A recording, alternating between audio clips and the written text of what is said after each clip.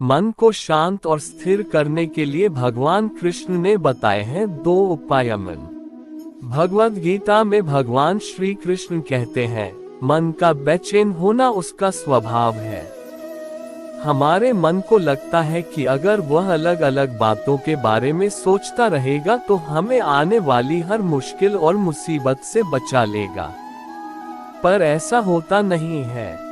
हम अपने जीवन का काफी अधिक समय सोच विचार करके परेशान होने में निकाल देते हैं। भगवान श्री कृष्ण कहते हैं कि मन का ये स्वभाव बदलना मुश्किल जरूर है, असंभव नहीं। अच्छा, अब आप एक बात बताइए, क्या आप कोई को कह सकते हैं कि वो काव काव की आवाज ना करे?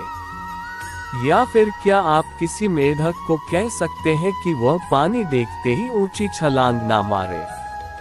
हमारे मन का भी कुछ ऐसा ही है। जीवन में कुछ भी होता है, अच्छा या बुरा, हमारा मन उस पर काव काव काव करने लगता है। काव काव से मेरा मतलब है चिंता करना, व्याकुल होना। कोई बुरी बात होती भी नहीं है और मन परेशानी की ऊंची ऊंची लपटें लेने लगता है।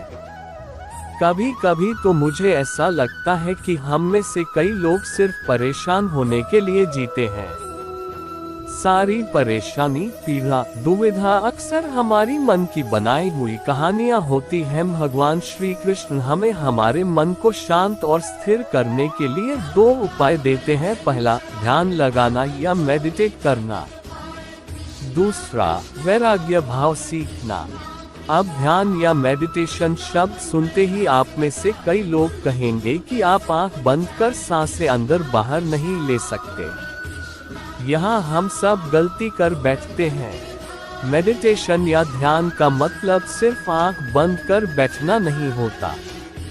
मेडिटेशन का मतलब होता है अपना पूरा ध्यान किसी चीज पर लगाना और उसे हटने नहीं देना। अगर आप रोटी बना रहे हैं तो सिर्फ उस बात पर ध्यान दीजिए। अगर आप पिक्चर देख रहे हैं तो अपना पूरा ध्यान पिक्चर पर लगाएं।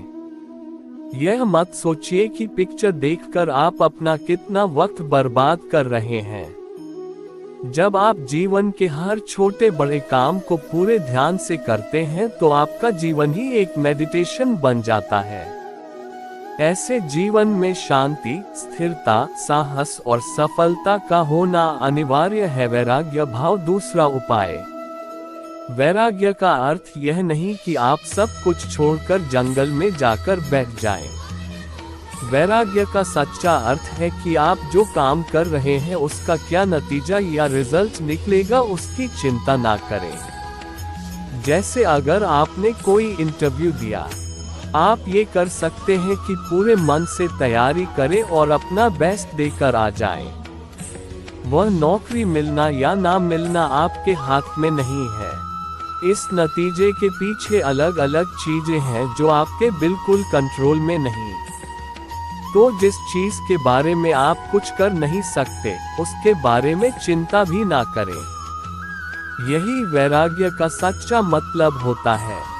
और यही है भगवान श्री कृष्ण का दूसरा उपाय। मन को चिंता की लपटों से बचाने का याद रखिए, आप पूरे के पूरे इंसान हैं। समझदारी, संयम और कुशलता से भरे इंसान। आपका मन जब भी कोई की तरह अलग अलग बातों पर आपको परेशान करने लगे, तब अपने मन को भी प्यार से समझाए और शांत कर लीजिए। बस अपने ऊपर विश्वास रखिए कि आप कभी अपना बुरा नहीं होने देंगे।